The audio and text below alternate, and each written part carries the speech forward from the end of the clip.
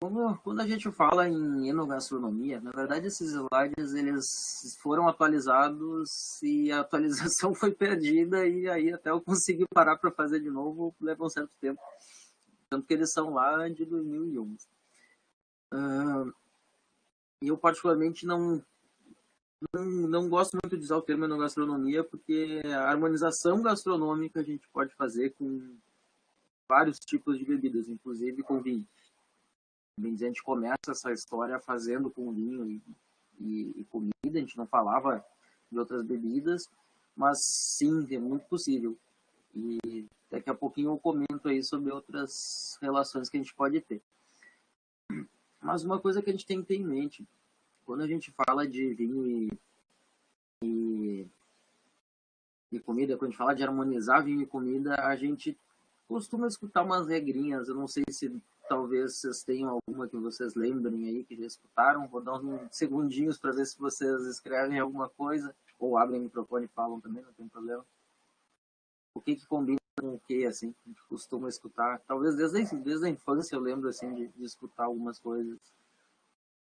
Regras que costumam caminhar junto com o vinho, quanto mais velho, melhor, que vinho tinto a temperatura ambiente.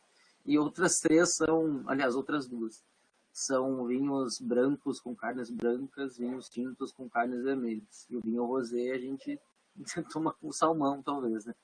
Que pensa que isso dá certo, mas eu quis dizer que nunca se falava do rosé, né? E espumante, vamos lá. Essas regrinhas, elas fazem sentido? Fazem. A questão toda é a gente saber até que ponto elas fazem sentido. Porque elas são uma primeira aproximação aí de a gente pensar em como que se deve harmonizar. E basicamente o que ela faz é harmonizar coisas leves com coisas leves e pesadas com pesadas. E em si não tem problema. É um indicativo genérico bom. A questão toda é... Desculpe. Vejam a prateleira do Angeloni, do Imperatriz, do mercado de preferência. Se vinho tinto com carne vermelha, entre 2, 3, 10, 100 rótulos, não tenho ideia de quantos devem ter só de vinho tinto, tanto fazia. E aí o nosso trabalho seria quase nulo. Que é o Rodolfo? Não, acho que não falou nada.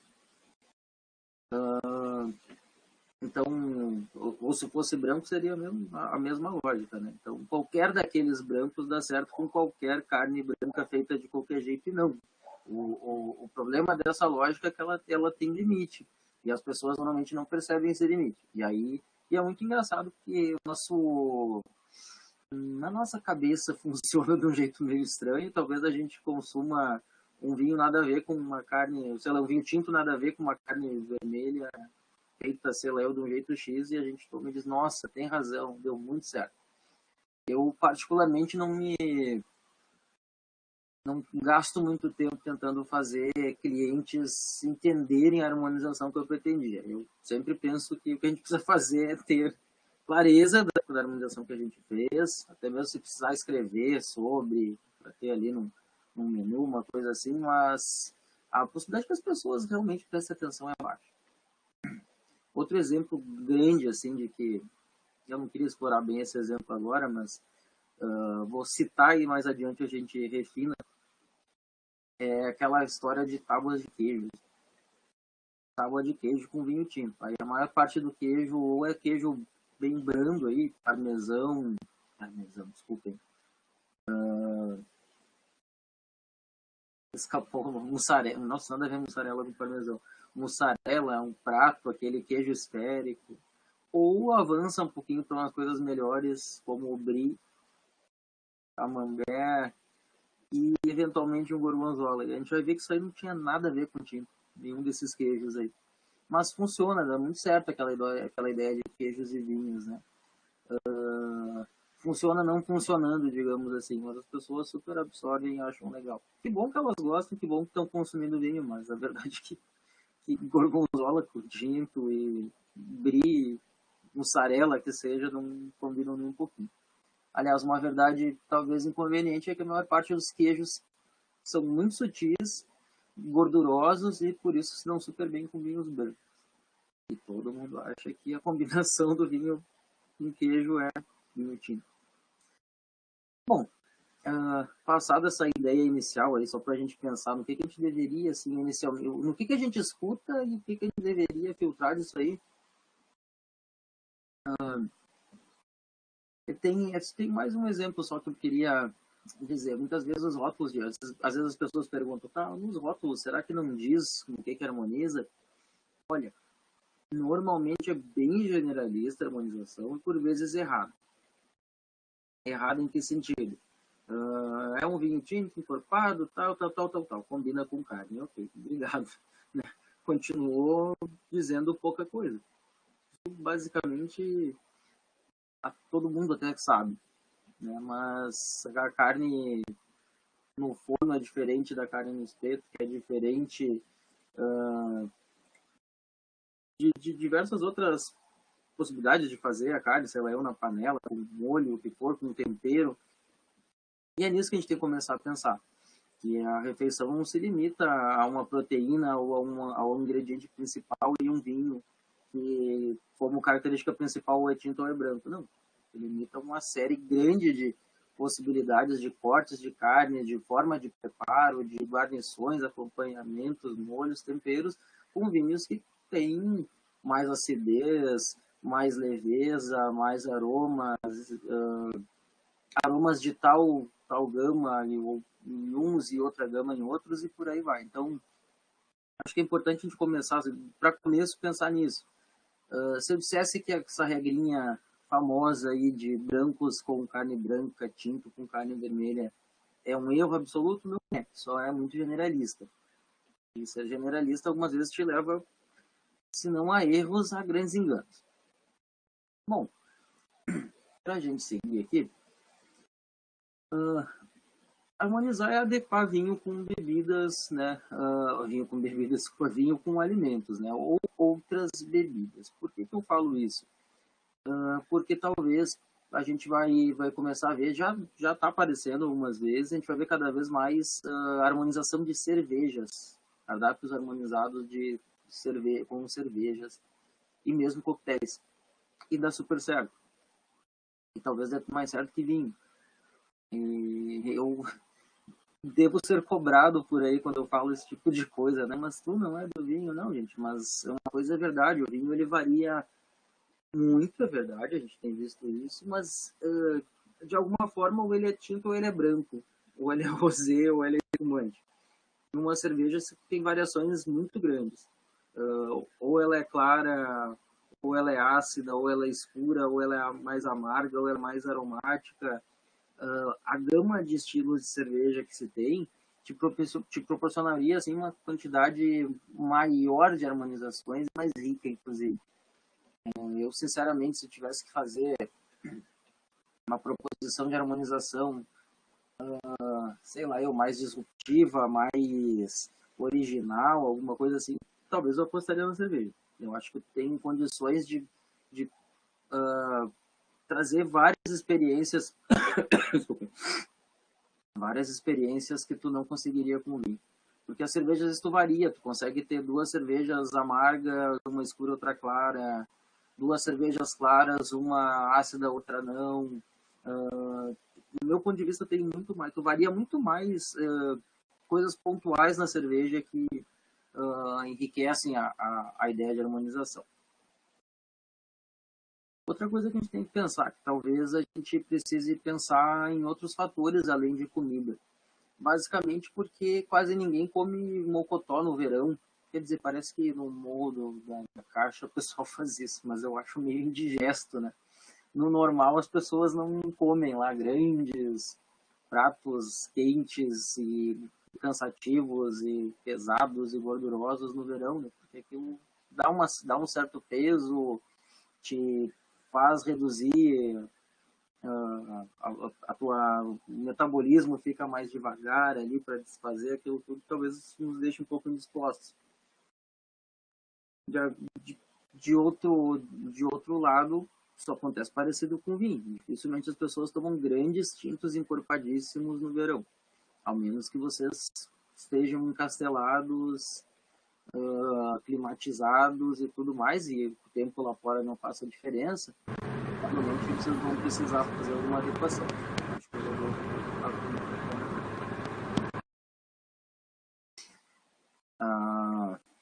mas sim, as pessoas podem estar encasteladas, por exemplo, agora. Mas eu continuo vendo o dia mudar, continuo vendo. Não alterou muito ainda a minha ideia. Quando tá mais friozinho, eu tomo tinto. Quando tá mais frio, mais quente, eu tomo branco.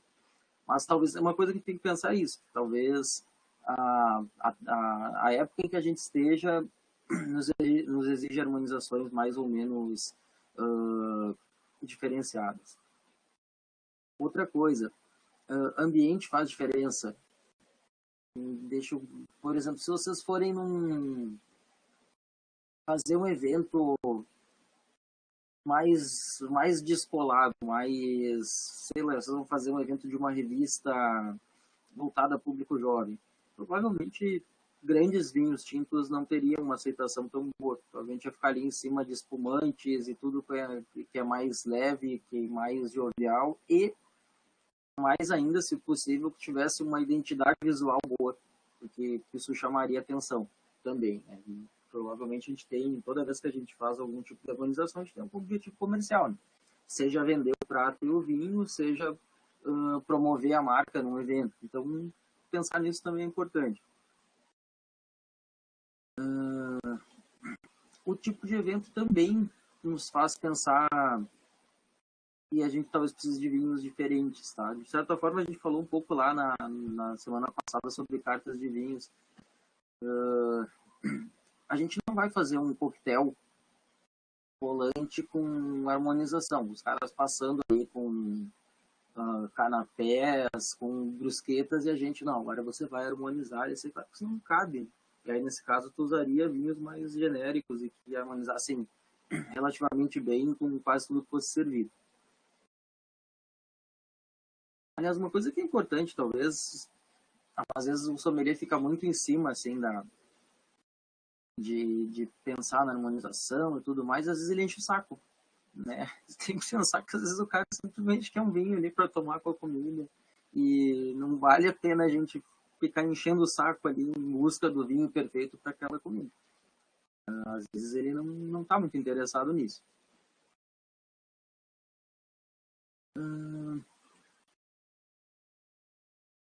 Se vocês quiserem fazendo perguntas, podem fazendo, tá? Eu tô com o chat aberto aqui, podem ir falando. Bom, parte do que está aqui a gente comentou. A gente precisa parar de pensar assim é uma comida X para um vinho X. A gente precisa pensar em uma comida X que tem N fatores nela que poderiam harmonizar com N fatores do vinho. Eu gosto muito de falar em intensidade de características efetivamente, tá? A gente não está ali harmonizando um vinho como uma coisa só. A gente está harmonizando um vinho que tem diferentes elementos, como acidez, como teor alcoólico, como mais ou menos corpo, com alimentos que têm mais ou menos intensidade, mais ou menos gordura, mais ou menos intensidade por causa de algum óleo adicionado e por aí vai. Então a gente precisa pensar bem nisso. Esses dias eu vi, gente, eu não sei se foi, eu tenho visto tanta coisa nesses dias que às vezes eu me perco um pouquinho. Talvez tenha sido no curso da Conte Toro que eu deixei ali o link para vocês no Siga. Alguém falou exatamente essa palavra. E eu assim, ajoelhei, né, e disse, nossa, obrigado, porque falou elementos. Sim, a gente precisa pensar nisso, tá? É elementos do cardápio com elementos do vinho. O vinho verde, sim, o vinho verde é um branco, tá? Ele pode ser, na verdade, se eu falar isso assim, e cair em outros ouvidos, vão dizer, mas ele falou uma bobagem. Vinho tinto pode ser verde, pode ser branco, pode ser rosé, mas a maior parte do vinho verde que a gente vê aqui é branco. E sendo branco é branco, sendo tinto é tinto, sendo rosé é rosé. De fato é isso. Tá? Não existe uma categoria. Ixi, acho que eu tô caindo aqui, só um pouquinho. não existe uma categoria vinho branco, vinho tinto, vinho rosé, vinho verde. Algumas vezes fazendo as cartas só aparece lá, as pessoas pegam lá e botam lá, né? Vinho branco, vinho tinto, vinho rosé, vinho verde. Não, verde é um vinho que pode ser branco, pode ser tinto, pode ser rosé. E ele vai estar dentro de cada uma dessas categorias à medida que ele for uma outra ou outra.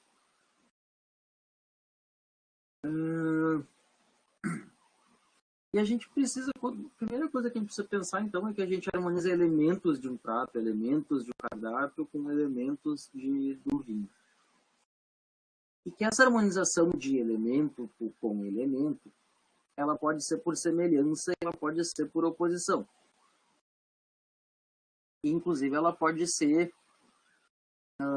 por semelhança em tal e tal característica, em tal e tal, entre tal elemento do vinho, entre tal elemento do prato, e por contraposição também, pensando um outro elemento do vinho contrapondo outro elemento do prato. Nem sempre tudo isso é possível, nem sempre tem essas duas alternativas, e nem sempre a gente tem todos os elementos harmonizando por semelhança e todos harmonizando por oposição. Aliás, provavelmente isso não acontece. Tá? Dificilmente a gente tem um vinho que uma harmonização que tudo vai harmonizar por apenas um desses princípios.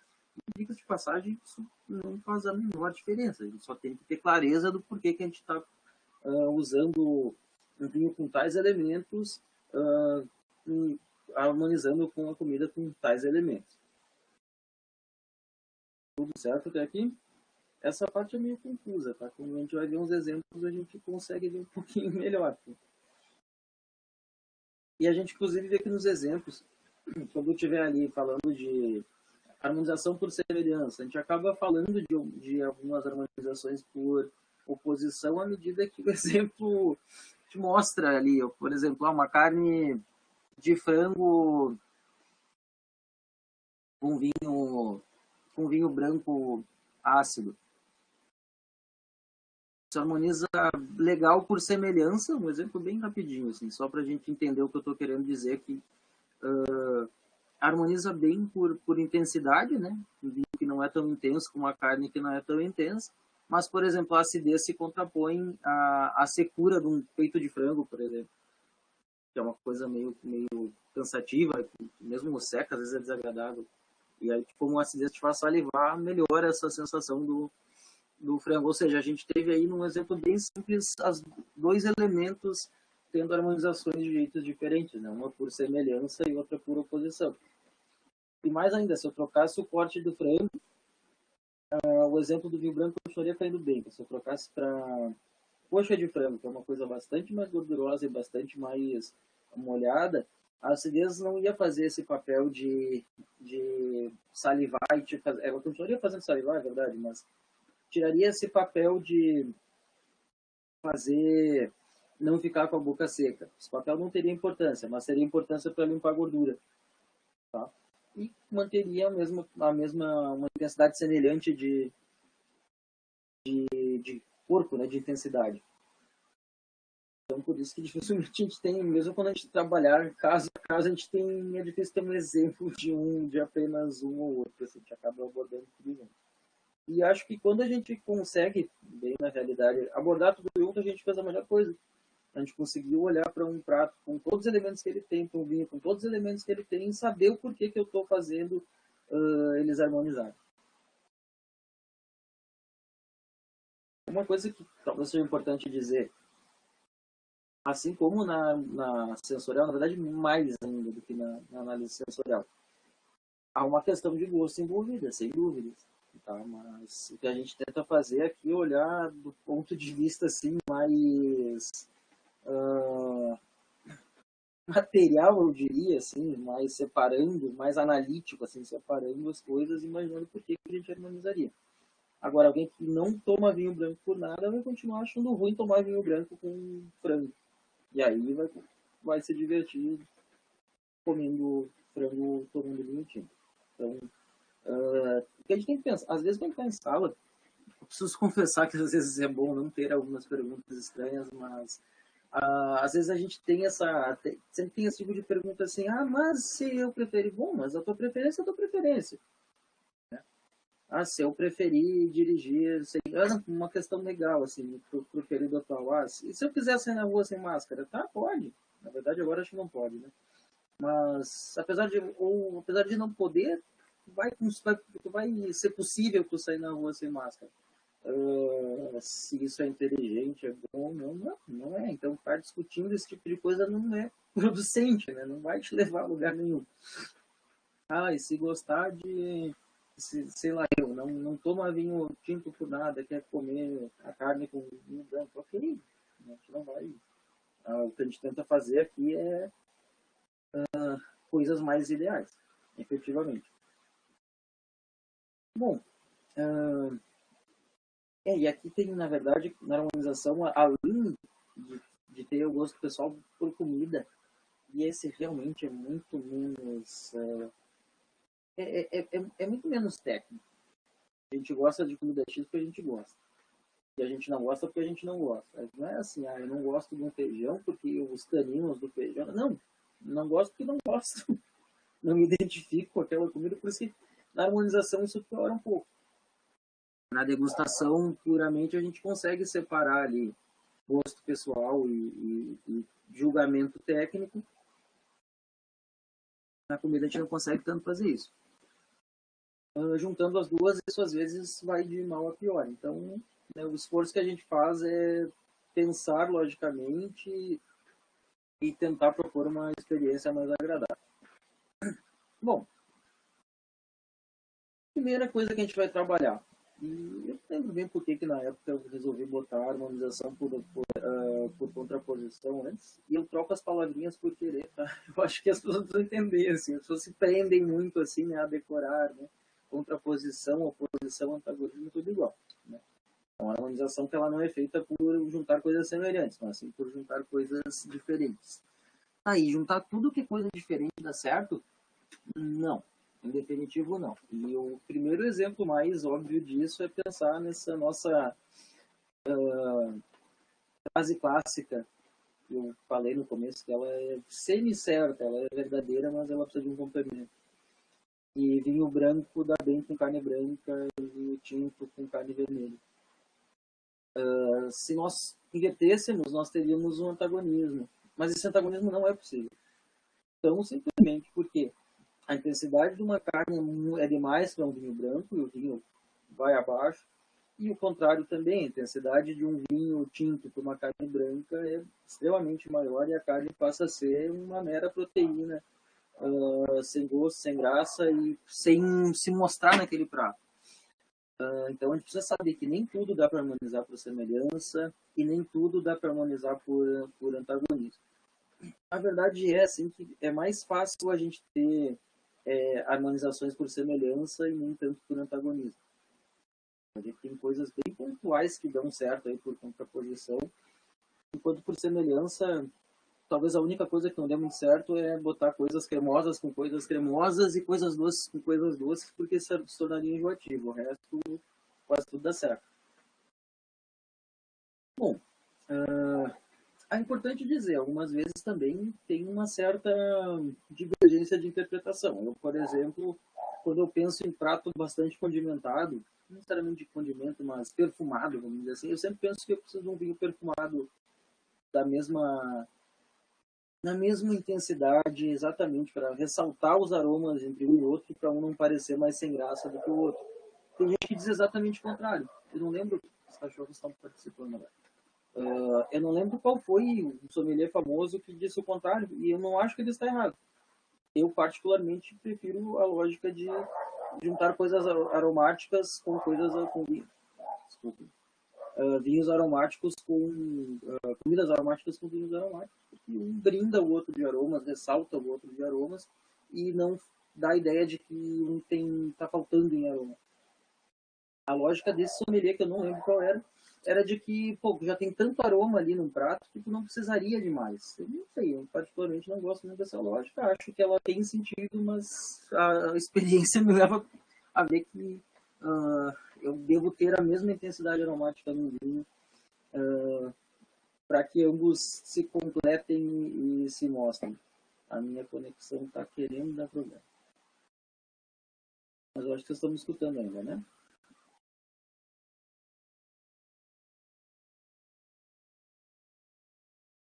Tá, perfeito.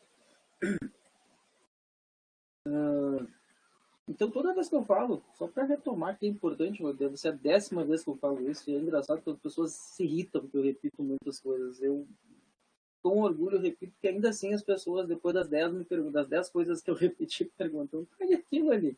Então, é da minha didática repetir várias vezes.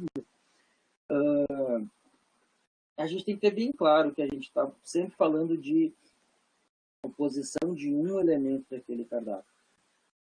De um elemento daquele cardápio com um elemento do vinho. Eu posso ter 3 ou 4 elementos ali que vão harmonizar não muito mais por semelhança, mas é um em relação ao outro, tá? Não existe o bloco vinho e o bloco alimento. A gente precisa destrinchar isso e pensar. Aliás, fazer isso que nos faz ser bons em harmonizar. A capacidade de enxergar os pedacinhos que compõem um vinho, que compõem uma comida e ligar eles. Bom, normalmente as coisas que a gente usa para contrapor, tá? Para fazer uma harmonização por antagonismo, vocês vão ver que não é tudo que realmente dá certo. Volume e corpo versus intensidade. Aí vocês vão dizer, mas tu acabou de dizer que não dava para usar carne vermelha com vinho branco e carne branca com vinho tinto, porque aí um seria mais pesado que o outro. Em alguns casos específicos isso dá certo, tá? Mas a gente está falando de coisas extremas. Por exemplo, queijo ou gorgonzola. E já é por si bastante cansativo, pesado, muito bom. Alguns não gostam muito, particularmente gosto bastante, mas para quem gosta ou para quem não gosta, o fato é que ele é muito intenso. E apostar em continuar com aromas, com sabores muito intensos, seria um certo cansaço para o paladar, tá? Então, vocês vão ver assim, eu até vou passar o slide só para vocês verem aqui, vou passar 2 aqui, peraí. E essa mesma relação, acho que eu passei demais, não foi certo. Perdi. Mas que essa mesma relação assim de corpo, de relação de corpo do vinho com intensidade do prato, ela está tanto elencada na semelhança quanto na oposição. A diferença é que lá a gente o que faz é suavizar um sabor muito intenso, e lá na frente o que a gente faz é não deixar com que nada se sobressaia né, sobre ou o vinho sobre a comida ou a comida sobre o vinho. É engraçado que a harmonização é uma coisa que é muito prática, não é muito teórica, é gostosa e não é exatamente tão fácil. Tem vários detalhes para a gente pensar. E uma coisa que é verdade também, que nos trava na harmonização muitas vezes, é a mesma coisa que nos trava na sensorial, né? A nossa absoluta inabilidade, não é inabilidade, mas é uma preguiça de conhecer aroma, né? Aí a gente nunca cheirou a florzinha que tem do lado da porta de casa, a gente nunca comeu o gorgonzola, né, achou bom e coisa e tal, mas nunca pensou no que ele tem efetivamente, de que ele te oferece de sabor em boca e por aí vai. Isso nos piora bastante, igual como é na análise sensorial. Então aqui a relação de antagonismo entre volume do vinho, o corpo do vinho e a intensidade do alimento, ela se justifica em casos bem específicos, tá? A regra geral é sempre o elemento principal vai te fazer pensar num vinho de estrutura semelhante. Já que a gente está falando de proteína, assim, basicamente, né? Carne, ou mesmo alguma coisa vegana aí, que às vezes tem mais intensidade ou menos intensidade, que precisa primeiro pensar nisso. Quando a gente fala em oposição de corpo do vinho com intensidade do alimento, esses casos bem específicos. A gente vai ver, desculpa, a gente mais adiante vai falar nas harmonizações clássicas e a gente vai entender, assim, vai destrinchar a harmonização de Sauternes com vinho branco. Por enquanto só vou dizer que é branco, tá? Depois eu vou falar as outras coisas, mas Para a gente entender a lógica momentaneamente aqui, é um vinho de corpo menos pesado para tentar amenizar todo aquele peso que a gente tem do que toda aquela, não exatamente o peso, né, mas aquele sabor intenso, persistente que tem o gorgonzola. A harmonização de Sauternes com gorgonzola, inclusive, ela é um pouco mais difícil de entender ainda do que os dois que eu disse. Já digo por quê. Inclusive não está aqui. Nossa, eu nunca reparei que isso não estava aqui. Sim, isso está no esquece, eu estou falando bobagem. Acidez, harmonizando por antagonismo com coisas cremosas, com coisas gordurosas. Basicamente porque a acidez quebra aquela sensação de gordura, de ranço, de cansaço. Por isso que vocês vão ver que as carnes mais gordas... Tá vendo por que eu disse no começo? Né? Vinho tinto com carne vermelha. Tá, picanha e filé mignon são a mesma coisa. Não, não são. Uma picanha, os dois vão precisar de vinho tinto, mas uma picanha tem muito mais gordura e é normalmente mais passada. Cai muito bem com vinho ainda mais tânico, essa presença de sangue ali, tem muita proteína, ajuda a abrandar a sensação de tanino. Mas o elemento principal, acidez, ou seja, um vinho tinto ácido.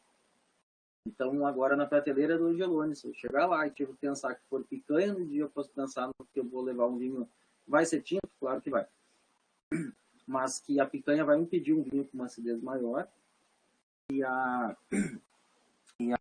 o filé mignon, por exemplo, não precisa, porque é um vinho que não tem, uma carne que não tem lá tanta gordura. Costuma ser suculenta, é verdade, mas tem uma intensidade menor de sabor também.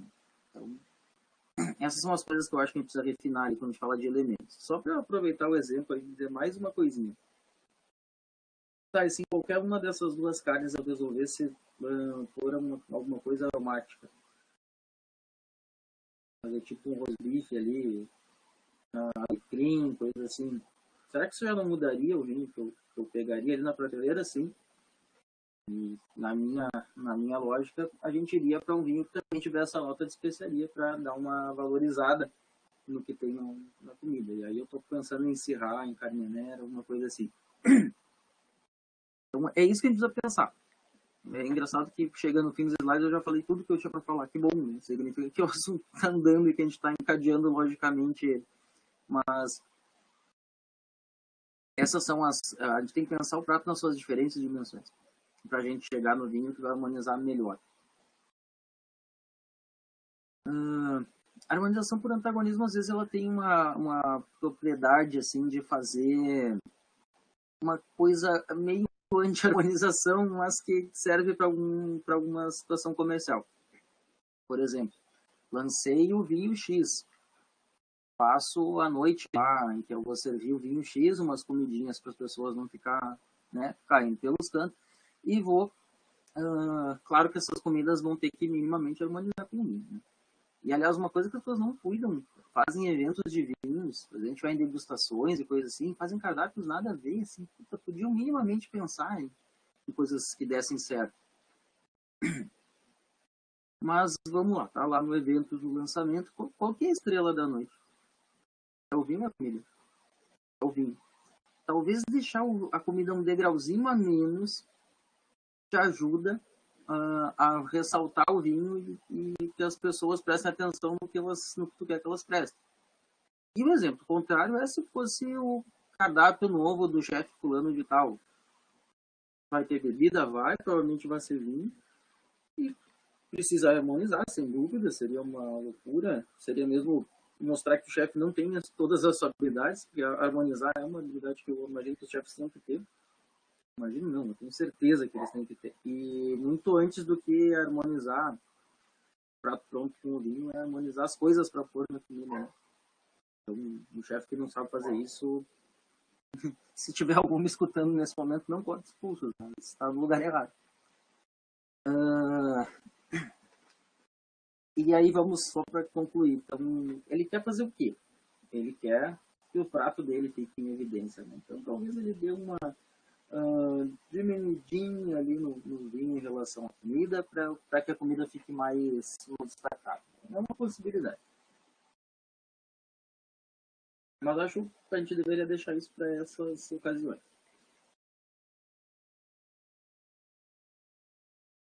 Alguns exemplos. Ah, tá caindo minha conexão, que maravilha. Ah, esse exemplo do Gorgonzola com o vinho branco, e vê só, a gente tem duas questões-chave de que ele seja com vinho licoroso branco. Licoroso doce, inclusive, tá? Talvez eu devia ser mais enfático em escrever isso. Eu tô falando de vinho licoroso seco. Não tô falando de Jerez, não. Eu tô falando bem claramente aí de Sauternes. Tá? Uma harmonização clássica é, na verdade, Roquefort com Sauternes. Qualquer dos dois tem, são esses queijos de veio azul, intensos, fortes, gordurosos e salgados. Eles têm características bem marcantes. O que o vinho licoroso tem? Açúcar, menor intensidade, o que pesa que ele tem uma boa intensidade, não é um vinho que some, mas é um vinho que tem, por ser branco, um pouco menos de intensidade. Então a gente tem ali, e ele costuma ter acidez. Vê só, a gente tem acidez para contrapor com a gordura do gorgonzola, a gente tem um corpo mais delicado para contrapor o corpo muito pesado do gorgonzola, e a gente tem doçura para contrapor o salgadão. E aí, sim, bom, acabei de falar de uma clássica lá, mais adiante eu vou passar reto nela. Se há uma coisa que é boa neste mundo, é gorgonzola com um sauternes. Eu acho que o mundo deveria fazer isso. Se eu souber que eu se eu soubesse que eu ia morrer tipo no próximo instante ou amanhã de manhã, assim, acordar morto, como dizem alguns, eu acho que a minha última refeição seria essa, tá? Sinceramente, é uma coisa que eu combina muito bem. E tem uns efeitos colaterais, assim, o vinho libera muito o aroma do vinho, assim, valoriza aquele aroma de mofo do gorgonzola, valoriza o mel do vinho licoroso, fica extremamente interessante. E acho que é o exemplo mais significativo de uma harmonização que quase toda ela funciona por antagonismo. E funciona muito bem. E que uma harmonização que se a gente pensasse o contrário, seria um desastre. Ah, esse queijo é pesado. Então, um vinho tinto pesado, ácido e tudo mais. Talvez a acidez limparia a gordura e acabaria por aí, tá? O gorgonzola é extremamente intenso, provavelmente passe por cima do vinho tinto, e penso que não passava por um branco licoroso, ele passa por cima do vinho tinto. O corpo excessivo não ajudaria aí nessa sensação de cansaço em boca, efetivamente. Ou seja, quando a gente fala desse exemplo, as pessoas costumam dar um certo pulo.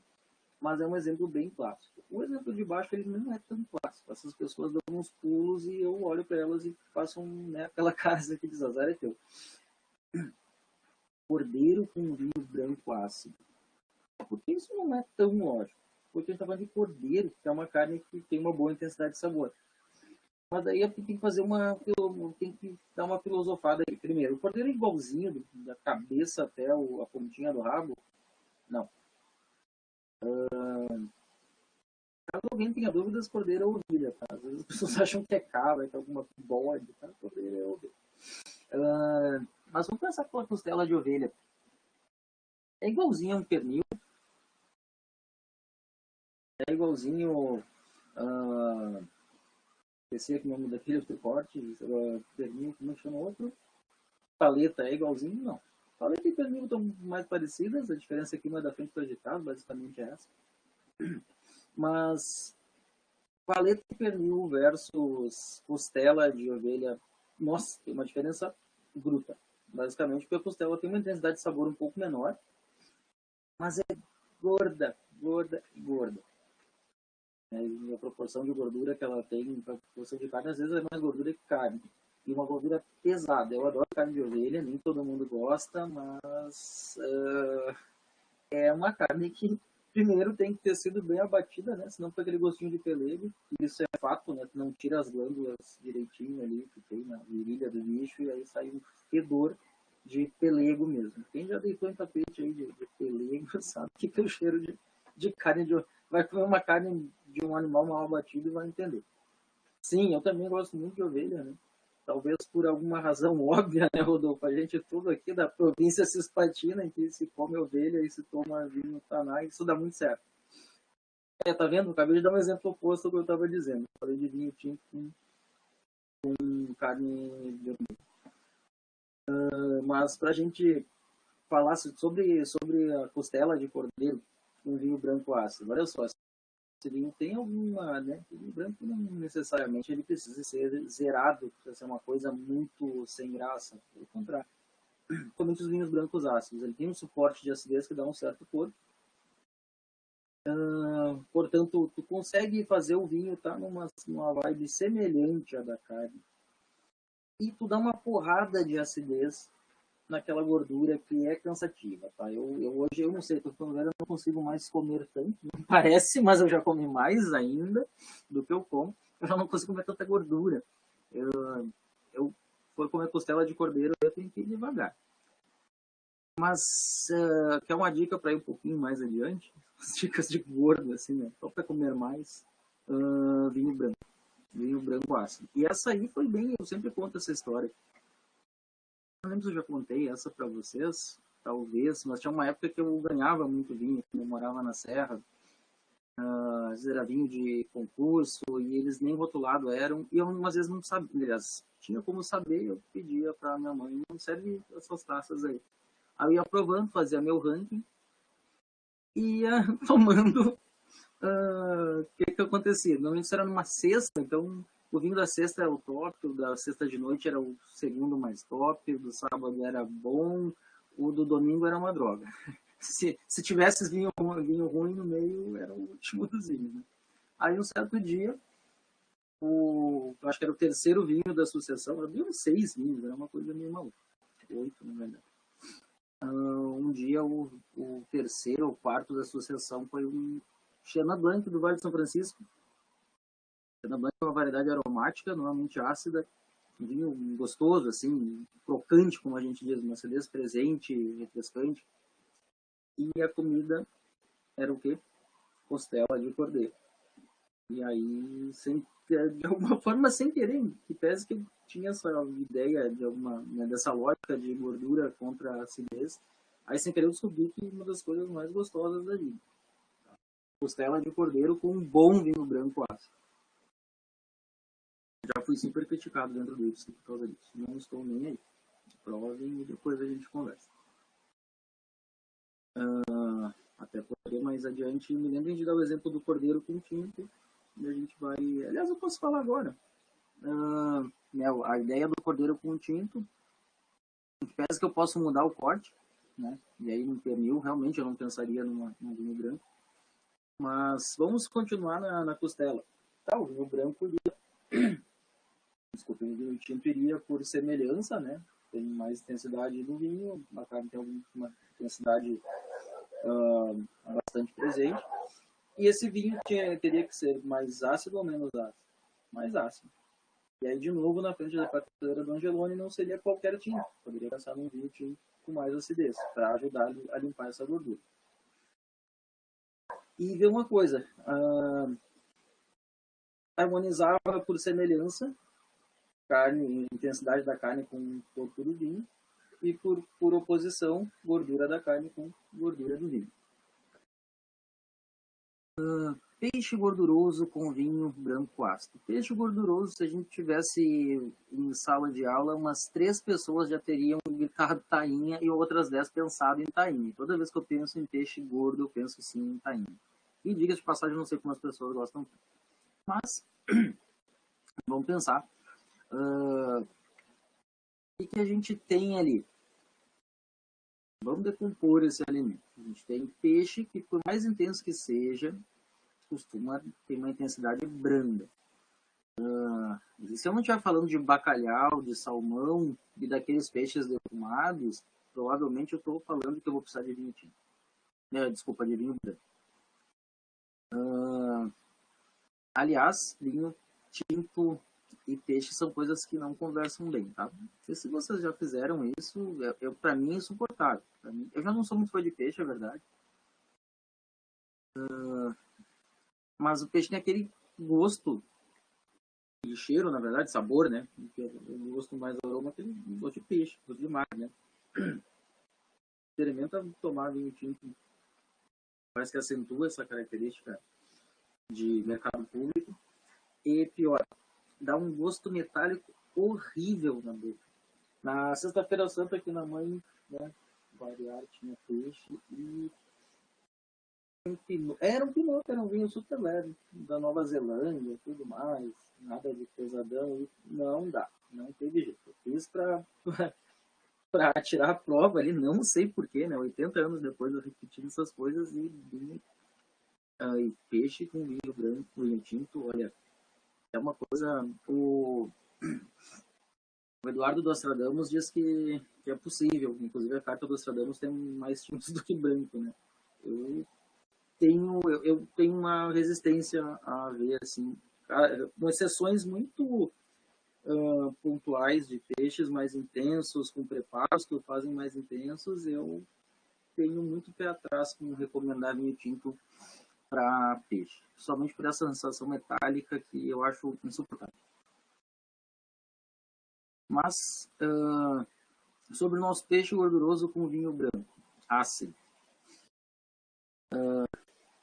Vinho branco é leve, o peixe, por mais que seja tainha, não é uma coisa pesadíssima, mas é gorda, e o vinho branco é ácido, ou seja, a gente harmonizou bem a semelhança dos dois e está quebrando a gordura com acidez. E acho que tainha e vinho branco são coisas que dão muito bem. Seja o Sauvignon Blanc qualquer do mercado, ali, chileno barato com uma acidez boa, nossa, dá certo. Inclusive, eu acho que faz a tainha ser mais agradável, à medida que quebra aquela sensação cansativa de gordura. Gente, uma coisa que eu não falei no começo. Tem um material que eu escrevi, vou contar a origem daquele material. Né? Aquele material foi uma entrevista, como diz lá. Né? Foi uma entrevista para uma jornalista que eu não sei de onde ela surge, me pedindo para fazer uma entrevista. Ela me manda umas perguntas e eu me inspirei, assim, e pensei, ela vai ler. 9 páginas tem, eu acho. Aí ela me manda a revista, né? Obrigado. E o fulano, não lembro nem se me tratou professor ou não, já Juscelio discorda, tal coisa, três linhas. Eu disse, que legal. Mas não foi em vão, né? Pra mim tá um material bom, não que é meu, mas sinceramente é um material que tá bom de ler. Ele dialoga, ele conversa, assim, ele tem perguntas e tem respostas e que tem uma discussão nelas. Olha, por que deveria fazer isso? Por que deveria fazer aquilo? Então, aconselho a leitura. Continuando aqui, alimentos pesados com vinho leve e vice-versa. Eu não gosto desse exemplo genérico, eu falo mais para a gente reforçar, mas é o caso aqui do Gorgonzola, tá? De você ter coisas cansativas e ter um vinho que abrange essa sensação cansativa. Querem fazer alguma pergunta agora, até agora?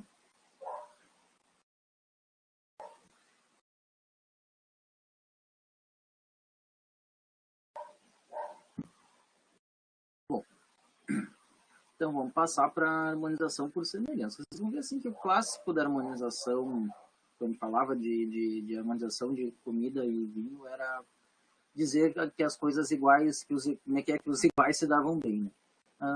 Eu acho que a gente corre risco de perder muita coisa se a gente pensar assim. Mas as harmonizações mais clássicas eram assim, Itália, França, os ingleses que eram um pouco mais libertos nisso. E ela te diz o quê? Que a gente deve orientar coisas pesadas com coisas pesadas, leves com leves e por aí vai. Aromáticos com aromáticos, não aromáticos com não aromáticos e por aí vai. Tá? Normalmente a gente pensa o quê? Uma escala de intensidade. Quanto mais intenso é um prato, mais intenso é o vinho. E aí eu poderia voltar ao exemplo das carnes lá. Se você pegar uma carne menos intensa, vazio é uma carne extremamente intensa de sabor, né? Pegar um filé mignon que seja não é tanto.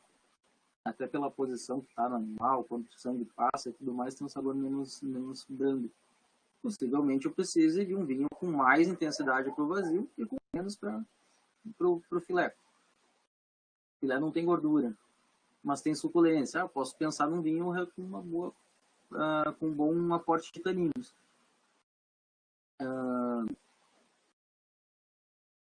Vazio normalmente não é tão bem passado, talvez um pouco mais que o filé, mas tem intensidade grande de sabor e tem gordura, ou seja, um vinho mais intenso e mais ácido.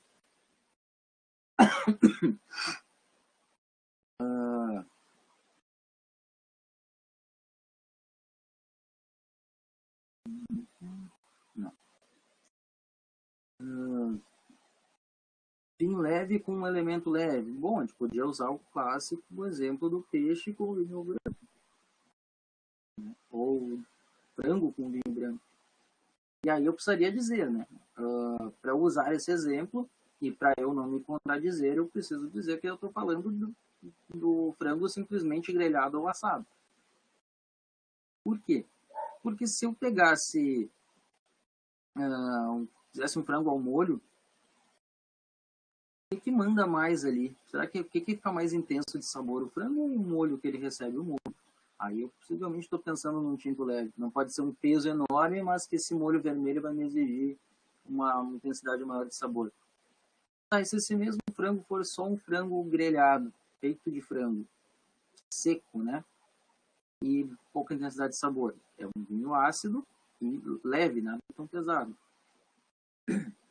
Se esse mesmo peito de frango aí fosse temperado com uma sálvia, com um aromático, olha, podia ser um vinho, não, a mesma coisa, um vinho branco leve, ácido e aromático também. Segundo alguns, não, teria que ser não aromático, que era para não disputar ali. Não é não disputar, mas é quem já tem muito, não precisa. Eu acho o contrário. Eu, particularmente, acho que a gente valoriza as características que estão tanto no vinho quanto na comida. Para mim, não é exatamente bem uma questão de intensidade, mas de casar e de valorizar. Tá, e se eu trocasse por coxa, uma coxinha grelhada, puta, a coxa é bem mais gordurosa, né? Aí eu precisaria de um vinho branco ácido para limpar a gordura. E os exemplos seriam iguais. A diferença é que o que a gente pensaria ali seria o diferencial seria a gordura contrapondo com não com a secura, mas, desculpa, a acidez contrapondo não com a secura, mas com a gordura.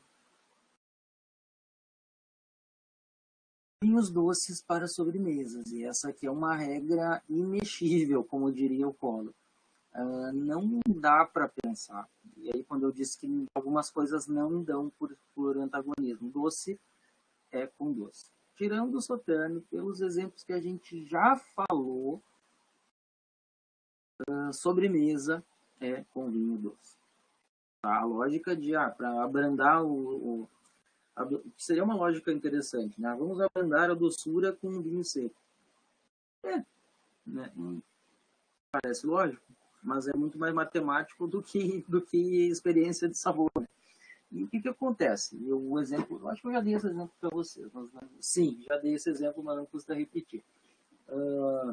Lembra quando a gente come torta de aniversário e Coca-Cola, que é uma coisa extremamente doce?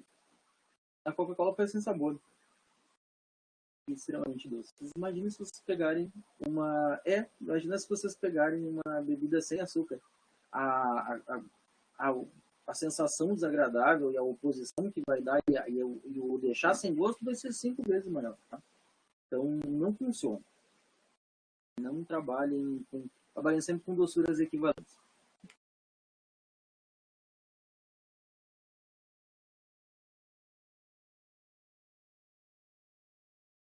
Esse exemplo, você já falou, né? Carne com vinho tinto, vocês já entenderam por quê. Vamos lembrar, se essa frase que você pega fora de contexto, se alguém pegasse esse material, por isso que eu não gosto muito de divulgar material fora de aula, sabe? Porque sempre tem, não posso falar o palavrão que eu gostaria. Olha, mas isso aqui é meio generalista, mas sim, mas esse slide ele não chega vazio, né? Ele chega com alguém explicando ele. Eu também acharia péssimo se pegasse um rótulo de vinho e dissesse que carne, esse vinho tinto vai bem com carne. Ok, obrigado, não falou nada com nada. Mas aqui a gente está num contexto diferente. Aliás, a crítica que eu faço às harmonizações que os rótulos sugerem normalmente é essa, genéricas demais. Não é vinho, mas é cerveja. Brahma, aquelas Brahma extra, as diferentes, aquelas. É muito legal, assim. Harmoniza com queijos. Queijos é tudo, né? É do prato ao gorgonzola. Com pizzas. Sim, vai desde a vegana até a de queijo, até a com a elite, que é um treco super forte. Nunca usem esses exemplos. Essas coisas, por exemplo, vai bem com massas. A gente nunca usa o exemplo. Acho que ele caiu. Ok. A gente nunca usa o exemplo de arroz, é verdade, mas arroz, por exemplo, é uma coisa neutra, massa é uma coisa neutra, massa de pizza, pão, o que for, é neutro, ou seja, o que vai mandar ali é o que a gente vai adicionar. Tá? Então não passam esses exemplos genéricos. É mais sem sentido do que carne com vinho tinto, porque massa é nada. E nada é nada tanto com branco quanto com tinto. Então, por favor, nunca digam isso, combina bem com massa. A gente costumava dizer, é uma piadinha nossa na miolo, que aquela harmonização de varejo, assim, que aí tu não erra nada, né? Esse vai bem com massas, pizzas e queijos. Tipo, como é que você dizia isso?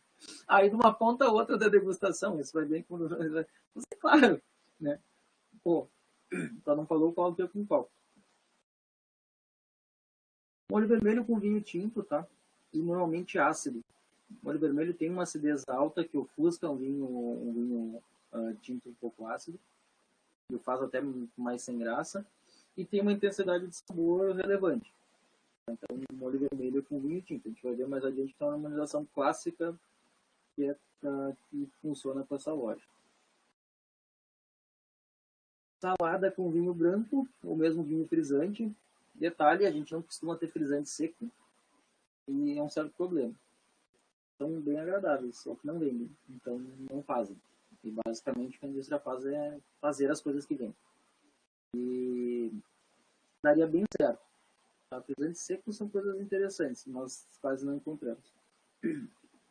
E aqui é muito obviamente porque as saladas são leves, com raríssimas exceções são leves, a gente vai usar um vinho leve. Mas se eu tiver ali uma salada com atum, com carne, teve um evento aí da embaixatriz de Luxemburgo, uma salada fria com carne, achei uma delícia, e dá um peso maior na salada. Aí talvez não era mais com um vinho branco leve, talvez nem mais com vinho branco, talvez um tinto bem leve daria mais certo. Branco com vinho branco, não vou me delongar, igual é o oposto do carne com vinho tinto, e peixe com vinho branco é uma coisa. Molho branco com vinho branco. Aqui está um exemplo que quando é aqueles que eu digo, né? Para a gente falar de semelhança, a gente acaba falando de oposição. Molho branco tem um bom volume em boca, mas não tem um sabor extremamente pronunciado e tem muita gordura. Ou seja, por corpo a gente precisa de um vinho branco para não passar por cima. Um vinho tinto passaria, deixaria o molho branco reduzido a zero. E ácido para tirar essa sensação de gordura. Peixe intenso com vinho mais intenso. E aí eu estou falando basicamente de bacalhau, que é um vinho que te exige, ou mesmo salmão, mas sobretudo bacalhau e esses peixes defumados que te exigem vinhos com mais intensidade de sabor. E algumas vezes até mesmo vinhos tintos de médio corpo. Sobremesa com vinho doce. E aperitivos com espumante. Por quê? Normalmente as coisas de aperitivo não são nem muito fortes, nem muito fracas. Mais para fracas do que para fortes, que estão lá no começo da refeição. E os espumantes são coringas. Então, se uma tiver abobrinha, outra tiver presunto parma, outra tiver, sei lá, alite, uma coisa mais forte, a gente consegue dar bem com o espumante. O espumante costuma ser chamado de coringa. E espumante tem uma coisa interessante. Comidas apimentadas dão certo com espumante. Resolvi o contrário. O espumante é meio picante, a comida picante também seria meio cansativo. Seria cansativo com um vinho tinto, pesadão. A acidez e o gás espumante ajuda a limpar a sensação de pimenta.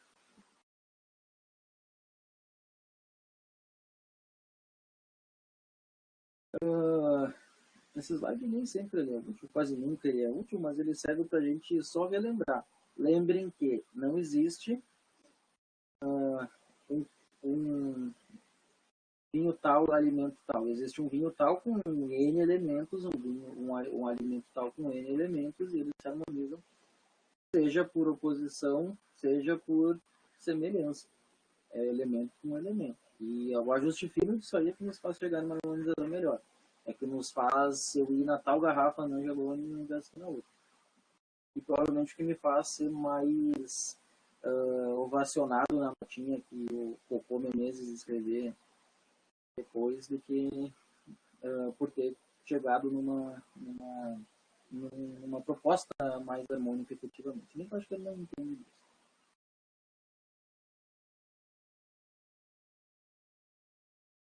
Como é que tá aí, gente?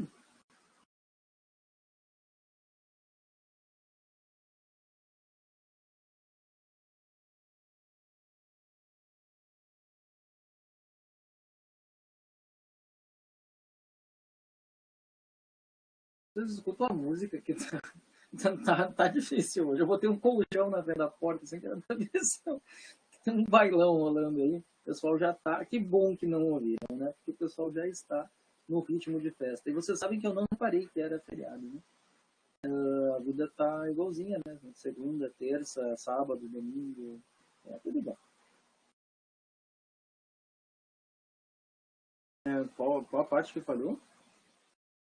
De todo modo, o que eu disse era que eu não reparei que era feriado, porque a gente tá. Ah, tá, não, é que tá rolando aqui, realmente não tá chegando. Que bom. Que bom. Até porque eu pretendo que esse vídeo possa ser útil outras vezes. Aqui, quando as pessoas me perguntam sobre a harmonização, então eu não gostaria que tivesse aí só os galos. Os galos são naturais, eles podem aparecer. O aluno disse que inclusive gostou dos galos aparecendo no vídeo. Eu tô indo mais rápido porque eu achei que a gente ia. Não tem problema, só vai pro feriado antes.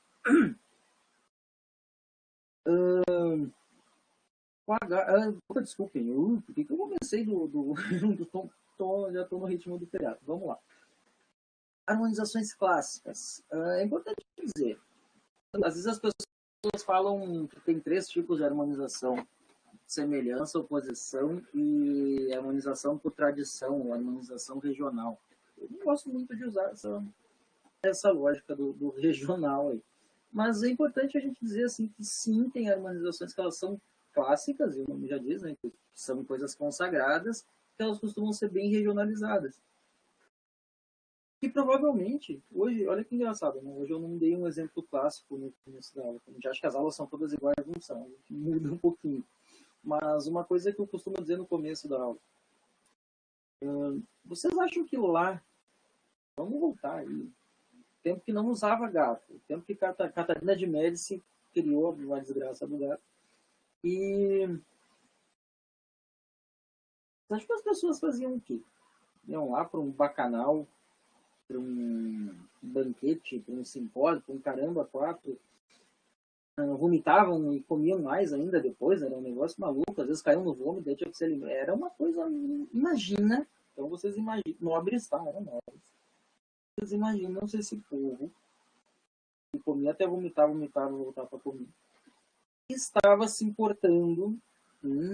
Nossa, esse prato tal tá maravilhosamente bem com esse vinho tal. Primeiro que os vinhos naquela época eram muito rudimentares, né? Segundo que provavelmente sim, eles estavam pelo fazer mal mesmo, né? Tava para encher o bucho mesmo e beber até cair ou até vomitar, que era efetivamente o que eles faziam. E as organizações clássicas, a primeira coisa que a gente diz em relação a isso é que vinho e comida apareciam juntos, quase que desde sempre.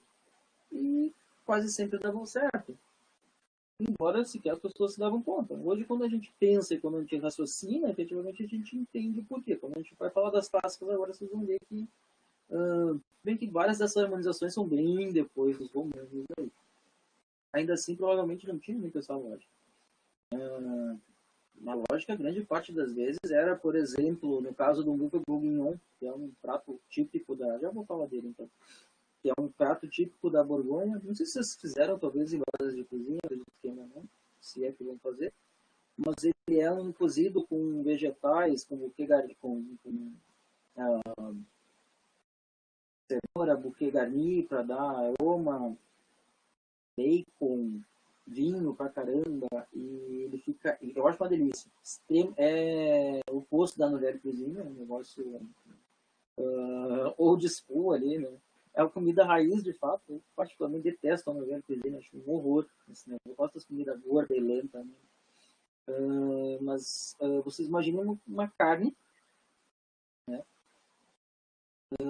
com molho de vinho, com bacon, bastante temperada. Putz, isso aí é um prato pesado do ponto de vista.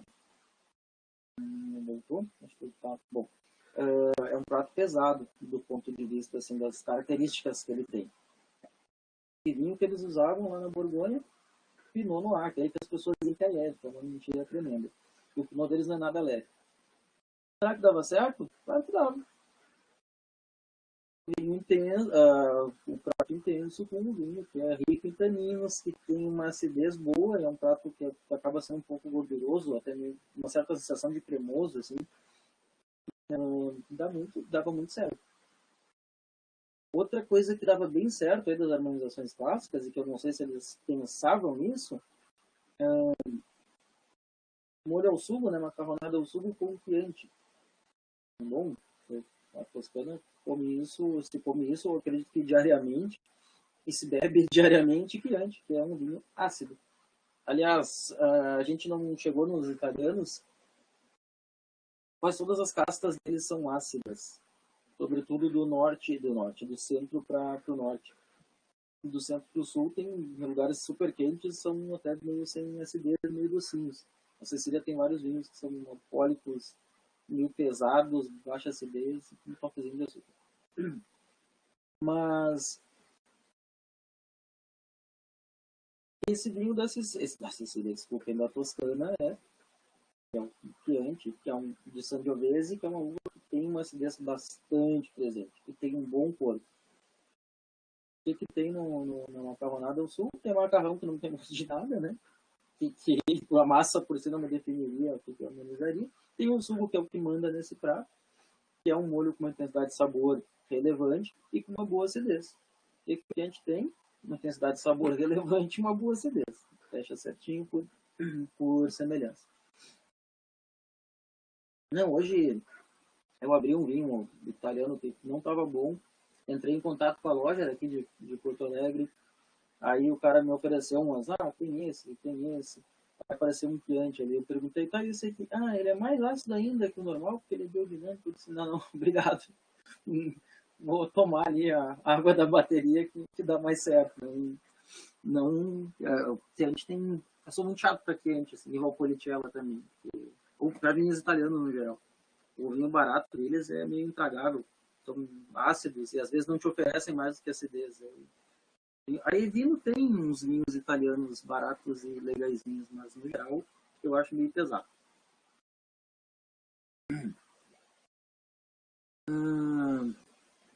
Me servem em copo americano, né? Não é gourmet, né? Esse negócio é raiz totalmente. Vou seguir de baixo para cima. Stilton, o que é? É algo como um gorgonzola, só que é de outra região. Stilton é um queijo muito típico na Inglaterra. O que se toma de vinho na Inglaterra? Tradicionalmente doces, tá? Hoje eles são bem evoluídos de gosto, não que tomar vinho doce seja exatamente ruim. Inclusive eles tomavam grandes vinhos doces, né?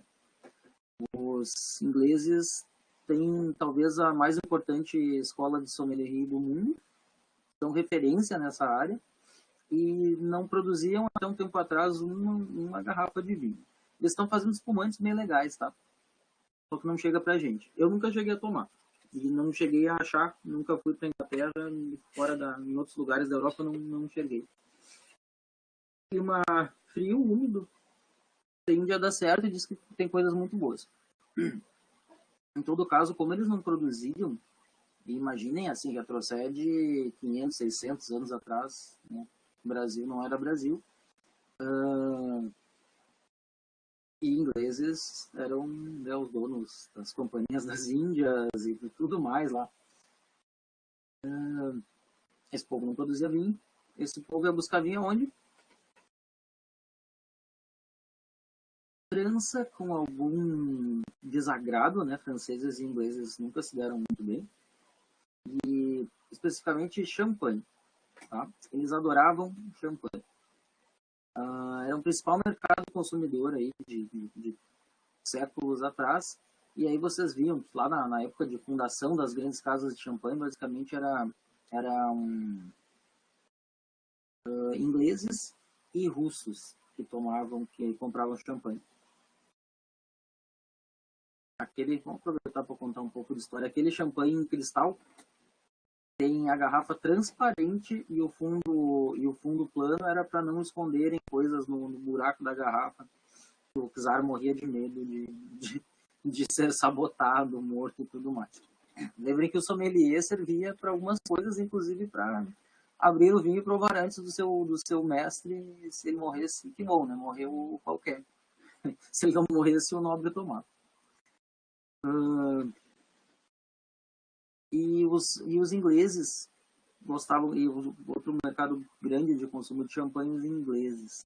Eu sempre digo assim, que não que o inglês gostava. Eu gosto de dizer que é uma consequência natural. O que é um inglês? Um ser ácido, desagradável, seco, frio, que mora num lugar horroroso, úmido e absolutamente cinza, né? Esse cara, é claro que eles podem ser mal-humorados. E aí eu gosto de dizer que para adoçar a coisa, eles gostavam de vinhos muito doces. E os primeiros vinhos que eles tomavam eram doces, né? Champanhe era um caso. E outros dois casos muito típicos, dou uns segundinhos para alguém responder. Tem outros dois vinhos que vocês vão ver que eles não são de origem inglesa, como já era de se imaginar, mas que levam nomes ingleses. Levam nomes ingleses basicamente porque eles invadiram aquela região e compraram todas as casas produtoras para se abastecer dos vinhos. Todas um certo exagero. Ninguém? Tá na tela, na verdade. Porto e Madeira. Outros dois vinhos doces. Eles gostavam. Champanhe não era doce, tá? Quem adoçou foram os ingleses. E Porto e Madeira. E aí, terminando esse recorrido histórico, assim, essa é uma harmonização clássica que se faz lá. Stilton, que é um queijo que é um gorgonzola, vamos dizer assim, grosseiramente, com vinho do Porto. Gorgonzola, não, mas eu queria o nome do vinho. Gorgonzola é... Vamos pensar que com Sauternes a gente dizia que a gente tinha um vinho. Um queijo que é intenso, que é gordo e que é salgado. Aí o Sauternes dá conta de entrar com açúcar para atenuar esse sal. Com um corpo mais baixo, mas que suporta o peso do gorgonzola para baixar essa sensação de cansaço. E com uma acidez que ajuda a limpar a gordura. O que acontece com o porco? Ele tem uma diferença. Ele tem um corpo tão elevado quanto o do queijo, e por isso que não é a minha harmonização preferida com gorgonzola. Mas ele tem doçura que abranda o salgado, e ele tem álcool, que embora não seja ácido, é uma sensação que também ajuda a quebrar a gordura. Mas adiante a gente vai falar de chocolate, a gente vai ver que é importante essa presença de álcool. Por isso que dá relativamente certo. Não é uma harmonização que eu gosto, mas dá certo, é uma harmonização clássica. Cocovan com Borgonha. Cocovan basicamente tu troca carne de gado por frango. Só que pensa num galo velho cozido por horas em molho de vinho, com bastante aroma e tudo mais. Dá igualzinho com o bife bourguignon. E aí a lógica é a mesma, né? Um vinho que tem um Pinot da Borgonha, que é um vinho com uma boa estrutura, com bastante tanino, sobretudo, uma boa acidez, que ajuda, combina bem aí em termos de estrutura e contrapõe a acidez com a gordura que tem nesse prato. Pagar com Sauternes segue a mesma lógica de gorgonzola com Sauternes, tá? fagar, não sei se todo mundo já comeu, eu particularmente gosto, e não adianta mostrar o vídeo do gancinho sofrendo, porque eu vou continuar comendo, inclusive com alguém socando comida goela abaixo do ganso. Não me orgulho de falar isso, mas enfim, né? Eu sou maior do que. Vocês estão escutando? Mas de fato, tem gente que não vai gostar que eu falei do animal, mas eu como os animais, não tenho problema com isso. De fato, a produção, não quero entrar na polêmica, a produção do fagar, às vezes, ou quase sempre, é meio danada. Mas eu evito comer, e mesmo que eu não evitasse, eu não teria dinheiro, né? Eu compro uma latinha quando eu vou para a Europa, trago na mala, e é isso. E características que tem o fagar. Ele não é tão gordo, mas ele é bem intenso. É um fígado.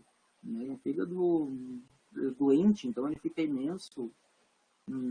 Com gordura, não é tão gordo. Eu falo isso, é gordo pra caramba. E tem uma intensidade grande de sabor.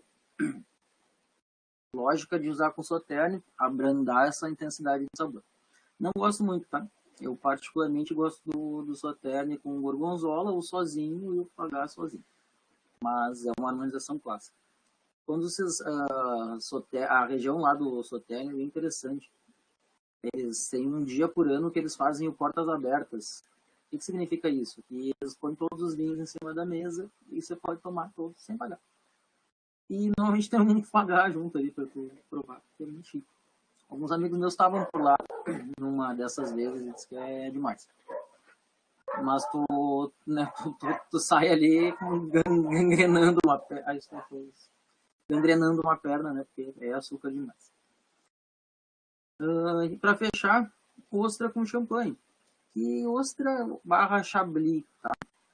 Champanhe, ostra barra chablis, desculpem, champanhe barra chablis. Chablis é um vinho da Borgonha, tá? Na base de Chardonnay. Uma boa acidez, boa mineralidade, que combina essa mineralidade com ostra, com mar, né? E com o corpo relativamente presente. Porque as ostras são leves, mas não são tão sem gracinhas, né? Uma ostra tem mais intensidade de sabor que um peixe. Aí a gente tem um vinho que combina bastante bem. E o champanhe segue a mesma lógica. Não é absolutamente pesado, mas tem uma intensidade que está ali semelhante à intensidade da ostra. E, portanto, dá bastante certo. E uma acidez que ajuda aí a pensar nesse sabor marítimo assim da ostra. Eu ia falar sobre ostra. Há uma coisa que a gente tem que pensar. Não é a ostra que a gente come aqui, né? Qual que é a ostra que a gente come aqui? Não é ostra, né? É queijo. A gente, né? a ostra quase nem aparece naquelas ostras gratinadas. Tá? Aí a lógica é outra. Aí pode socar um vinho ácido. Na verdade que esses exemplos combinam bem. Mas efetivamente tu tem mais intensidade de sabor e uma gordura maior. Né? Ostra gratinada é ostra para quem não gosta de comer ostra. Ostra gratinada está para comer ostra, como o vinho suave está para tomar vinho. Né? A gente começa lá porque não gosta e depois vai largando o açúcar e largando a gordura ali, né? Largando o queijo. Perguntas?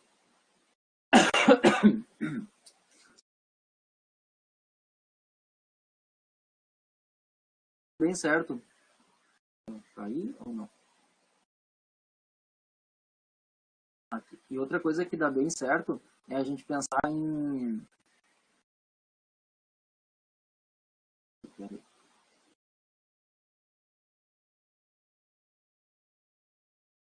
Inclusive eu esqueci o que eu ia falar, porque apareceu uma janelinha aqui que me fez eu me distrair. O que eu ia falar que dá bem certo? A ostra, não sei o quê.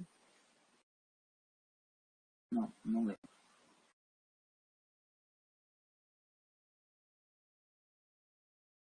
Para a gente fechar, as harmonizações difíceis.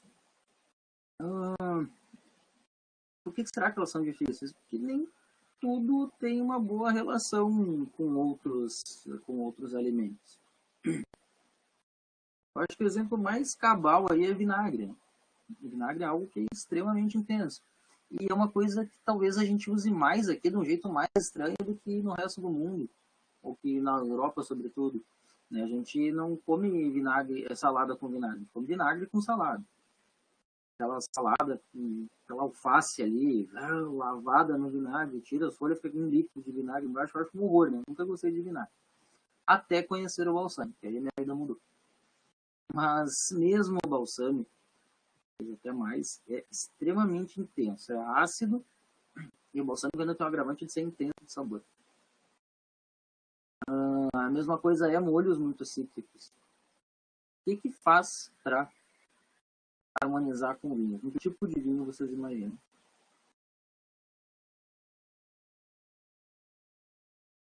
Não tá rolando. Talvez se a gente pensar na lógica, enquanto o Rodolfo foi escrevendo, se a gente pensar na lógica lá do molho ao sugo, provavelmente são ácidos, né? Tá, eu acho que falhou. Não sei bem qual foi o ponto que falhou, mas eu disse que a gente ia começar pelo vinagre. Ele disse que a gente costuma comer a salada de um jeito estranho, né? Que o resto do mundo não faz tão assim como a gente. Que é salada, não é salada com vinagre, mas é vinagre com salada. E disse que o balsâmico, que eu não gosto de vinagre, que descobri que a minha vida era melhor quando... A minha vida foi melhor quando eu descobri o balsâmico. Eu acho mais agradável, mas que é forte também de acidez, até mais que o vinagre normal, e é tenso de sabor. A questão é, o que vocês fariam? E cítricos também, né? Alguma coisa com muito limão, por exemplo.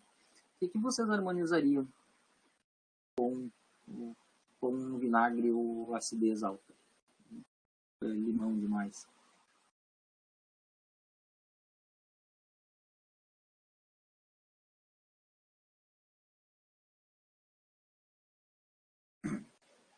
Basicamente segue a lógica do molho ao sugo, né? Vocês lembram que ele era ácido, que ele estava no vinho ácido, e aqui é parecido com isso. A primeira coisa que a gente tem que pensar é diminuir vinagre, tem que ser mais... Não dá para ser desse jeito. E casar com vinho mais ácido. Provavelmente a gente vai ter aí esse vinagre vai estar numa salada, né? Tem problemas no vinho branco com mais acidez. Mas é bom ter cuidado que pesar a mão no vinagre detona até mesmo o mais pesado, digamos assim, dos vinhos ácidos. Então, vai com calma no vinagre e harmoniza com um branco ácido. Alcachofras. Tem duas coisas que a gente tem que pensar. Nem todo mundo comeu, mas quem já comeu alcachofra aí in natura, cozinha ela, fica tirando as pétalazinhas e chupando a gosminha que tem um sabor forte. Para quem já tomou chá de alcachofra, eu gosto particularmente. Para quem já tomou cinar é com alcachofra, é forte. Tá? Então, a alcachofra in natura, ela tem o problema de ser forte. Meio amarga. Isso amarga o vinho, isso dá um certo casamento ruim com o vinho tinto. Contudo, para branco ela é muito pesada. Então, um grande problema do alcachofra in natura é a gente pensar num vinho que tem que ser tão intenso quanto, mas que não pode ser tão pesado, porque fica meio amargo demais.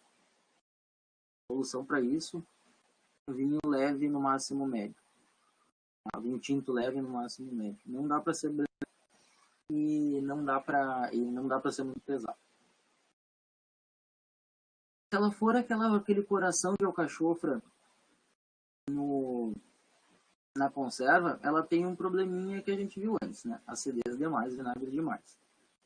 O coração do alcachofra é menos intenso. Eu até acredito que ele é melhor com branco do que com tinto. E seguir a lógica de acidez. Ou um tinto leve ácido ou um branco ácido.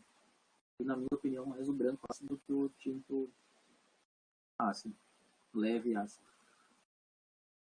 Sopas. Quando a gente fala de sopa, a gente tem que pensar que a sopa no Brasil também é um pouquinho diferente do que a gente come no resto do mundo, que são cremes, né?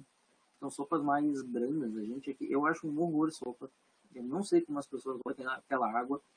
E grande parte do que me incomoda é exatamente a falta de personalidade naquele prato, a intensidade muito baixa de sabores. Arroz massa, que são coisas sem sabor, né? Com sabor neutro. Água pra caramba, normalmente frango, às vezes um caldinho de carne, vegetais, que tem um gosto mais brando, que não vai crescer como grande corpo. Tá, isso é muito, obviamente, um negócio que vai bem com vinhos brancos, né? Não fosse ela ser servida no frio e ser quente. O que a gente faz aí? Olha, essas sopas bem leves são problemáticas. Fato. Segundo, se forem sopas frias, eu iria em branco. Quentes, eu iria em. Desculpa. No tinto mais leve que encontrar. Né? Temperatura ambiente, o peso baixo, tentaria dessa forma. Tá? Não tendo tanta restrição aí, talvez um tempo mais quente, aí ia num rosé, num branco. Mas a harmonização clássica da sopa, não está na slide anterior, mas eu abordo isso aí aqui, por incrível que pareça, Jerez, que é um vinho licoroso seco, eu já botei para vocês experimentarem uma vez uma tacinha, naquele esquema que não pode fazer mais, passar uma taça para todo mundo. Mas qual que é a vantagem do Jerez? Ele não é servido gelado, ele é austero, ele é secão, assim, é extremamente bem com a sopa, de fato. Mas eu, como não gosto muito de Jerez, prefiro, nem sopa, eu prefiro não ver nada disso aí.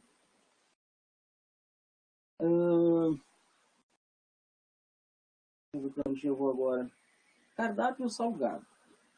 Primeira coisa que tá, mas o que é um cardápio salgado? O dia que a gente errou a mão ali, botou sal demais? Não. O dia que a gente usa carne seca, por exemplo. E por máximo que você tire, charque, por máximo que tire o sal, tem uma característica salgada e fica com aquele metálico bem presente ali de sódio. Isso, qual que é o problema? Que normalmente esses cardápios salgados são em base de carne, né? Vai ver que eu falei charque, carne seca e tudo mais. Precisa de um tinto. Qual que é o problema do sal com tinto? Que dá uma sensação mais tânica e uma sensação metálica. Muito semelhante ao que acontecia, pelo mesmo motivo, em vinho tinto e peixe. Solução para esse caso, primeiro, dessalgar bastante, né? É importante até mesmo pela saúde dos rins e das veias, que eventualmente podem arrebentar aí numa pressão muito alta. E eu iria no tinto de médio corpo. Não pode ser tão baixo, porque a base é carne, não pode ser tão encorpado, porque incomodaria demais com esse sal. Até aqui tudo bem? Então vai falar do chocolate agora e a gente encerra. Estamos indo bem. 1 hora e meia. Tá, então vou seguir com chocolate. Primeira coisa que a gente tem que pensar, chocolate, com exceção ali do Sauternes e Gorgonzola, chocolate, claro que vai com vinho doce. Sauternes é um vinho mais sutil, branco. Bom, para a gente responder isso, a gente precisa pensar antes, né, em desmembrar o chocolate nos seus elementos de sabor. Coisas que a gente percebe sobre o chocolate. Todo mundo percebe que é doce e que é gordo, né? Principalmente esse nosso chocolate aqui, ele tem manteiga de cacau, né? E esse nosso tem bastante creme de leite, fica meio mais gordo ainda. Embora brande uma intensidade de sabor. E é uma terceira coisa que eu ia dizer, porque normalmente se dá conta que ele é doce, que ele é meio gorduroso, mas não se dá conta de quanto ele é intenso. Basicamente ele é bem doce, com exceção daqueles chocolates, né, com menos açúcar e mais cacau. Os chocolates são doces e isso abranda, igualzinho como é um vinho do Porto, né? O vinho do Porto, algumas vezes, ele é muito intenso. Mas ele tem tanto açúcar que abranda a sensação de corpo. E o chocolate vai nessa leva, assim, ele não é, ele é um alimento intenso de sabor. Não, moscatel não, porque é muita peso de chocolate. Se fosse branco, sim. Mas chocolate preto é difícil, muito intenso para vinhos brancos. Também tem uma outra questão, né? O chocolate escuro vai te lembrar aí cacau, quer dizer, vai lembrar chocolate, sim, né? Chocolate. Que é umas notas que tu encontra em vinhos tintos de sobremesa. E aí, basicamente, eu estou dizendo que chocolate a gente harmoniza com Porto. Pelos seguintes motivos.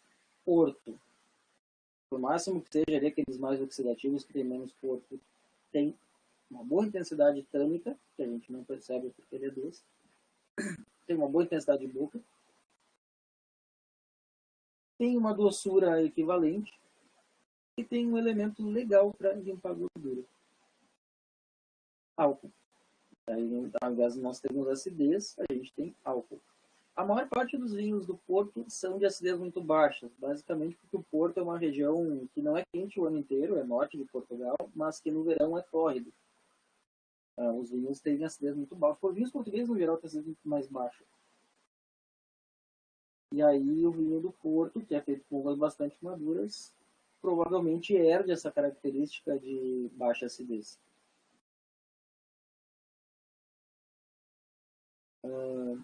Então, né, intensidade casa bem, né, por semelhança.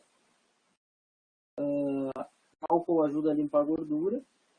E a doçura dos dois casa por semelhança também. A harmonização clássica de verdade do chocolate, vou escrever aqui, é com um vinho chamado Banyuls. Qual que é o problema? Que a gente não tem Banyuls no Brasil. É um vinho doce do sul da França. Tem vários vinhos doces bem diferenciados, né, inclusive com técnicas diferentes. E aí a gente não tem muito o que fazer. Né? Basicamente a gente vai parar em Porto.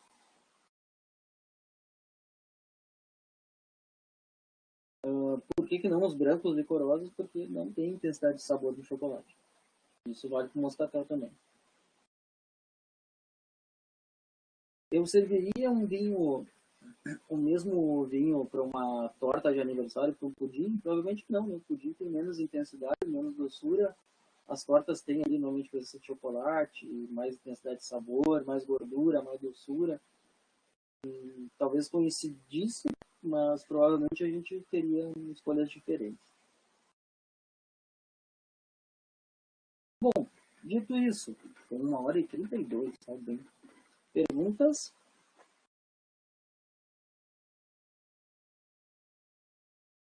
Dúvidas? Se vai ter prática? Não, não tem mais prática faz tempo. Não é por causa de coronavírus, é por causa de dinheiro. A gente era rico mesmo, era muito legal. A gente fazia grandes harmonizações, custava 2.000 cada aula, né? E hoje custa 2.000 um semestre. Não exagerava, né? Mas era porque diziam que era pra gente fazer. E era bom. Mas a gente podia fazer ali com diminuir o valor e fazer aulas boas, mas hoje não tem, né? Hoje eu escolho se eu compro vinho ou se eu compro comida. E aí eu prefiro que vocês provem vinho. Comida, de alguma forma, vocês já provaram e sem saber provar bem vinho, vocês não harmonizam. Então eu prefiro não ter a harmonização prática e conseguir dizer, fazer vocês degustarem melhor e por consequência, pensarem melhor em harmonização. Para grande parte das pessoas, essa aula é um certo divisor de águas na vida, porque elas nunca olharam para uma comida pensando em quanto ela ia bem com vinho. E costuma ser interessante. As pessoas começam a testar, provar e dizer, oh, isso tem sentido, fica melhor, fica diferente, fica ruim o vinho tinto com peixe. Essa aí quase todo mundo chega a essa opinião, que fica muito ruim mesmo. Mas é uma coisa interessante, sabe? Não precisa aumentar o custo da vida para fazer isso. O vinho que vocês têm, que tomam habitualmente, com a comida que comem habitualmente, vocês podem ficar ali testando, pensando que hoje vai ser o Merlot e não o Cabernet Sauvignon, porque esse Merlot é mais leve e a comida não é tão pesada. Hoje vai ser um Syrah porque tem carne com bastante tempero, tem rosbife, e aí eu quero corpo e aromaticidade, por aí vai. E uma coisa que é verdade, eu não gosto muito de trabalhar assim em harmonização teórica. Não estou dizendo o que eu estou fazendo agora, estou dizendo assim, você vai me pedir para fazer um cardápio harmonizado. Eu preciso no mínimo conhecer o vinho. Eu não gosto de contar com a opinião de alguém sobre o vinho e imaginar aquilo casando com o prato. Segundo, preferência, eu quero comer a comida e tomar o vinho antes. Porque no íntimo da coisa, algumas vezes, você troca um vinho por outro, porque ali é bem na prática tu vê, olha, tem um efeito colateral aqui, ou bom ou ruim, que me faz eu decidir que sim ou que não. Valoriza um tal aroma, perde um pouquinho a graça, passa um pouco por cima do prato. Então, eu particularmente acho que a harmonização é legal de fazer mesmo quando tem que propor numa ocasião comercial, é conhecer bem o que tem. É um jeito bom de não errar. Bom, gente, se vocês não têm perguntas, nós podemos começar o feriado. Rendeu bem, foi bem. Então, vou retomar, tem aquela gravação anterior, ficou longa, gente, não vai dar para eu passar por WhatsApp, não. Mas eu conto, eu acho que o mais fácil é assim, que vocês passem para os colegas essa situação, né? Não temos volta normal de aula. Para quem não está, por algum motivo, não está participando dessas aulas, porque está esperando voltar, essas aulas não repetem. Essas aulas podem ser retomadas, e não é exatamente repetidas, nesses próximos 30 dias. E quando a gente voltar, elas não estão de volta. Tá? Então, não percam tempo. Estudem, porque é isso que vai ter. E outra, caso dê ali não é para isso acontecer, mas caso dê uma revolta, um negócio assim, obriguem a dar essas aulas de novo. O que vai acontecer é que a gente vai perder prática. Tá? E a nossa prioridade foi fazer prática. A gente tem as apresentações e as práticas para lidar. Então, distribuam os grupos, tá? Me mandem aí os nomes lá de cada um daqueles grupos que a gente tem. Me manda um nome ali, ó. Eu sou o plano é tal.